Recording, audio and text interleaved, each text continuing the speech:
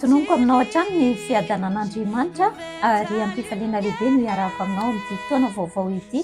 Misaotra an'Andriamanitra lehibe tokoa tsika ny amin'ny mbola nanomezany izao taona izao.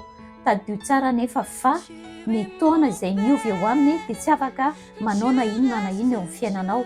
Tadio tsara fa tsy ny taona vaovao akory no afaka mitondra zava-baovao na mitondra fitahiana na manome zava-tsoa anao, fa tokana irery ihany dia ilay tsy miova omaly anio ary mandrakizay dia tsy iza fa Jesosy Kristy izany. Ary voalaza ny tenin'Andriamanitra any amin'ny Genesis 9:2-2 mivaky toy izao amin'ny anaran'i Jesosy hoe raha mbola maharitra koa ny tany dia tsy hanam-pitsaharana ny taom-pamafazana sy ny toom-pijinjana ary ny hatsika sy ny hafanana ary ny fahavaratra sy ny ririnina ary ny andro sy ny alina. Dikan'izay dia miova ny andro, miova ny fotoana, fa tokana irery ihany no afaka ametrahana ny fanantenana dia Jesosy Kristy ilay tsy miova mandrakizay. Amen.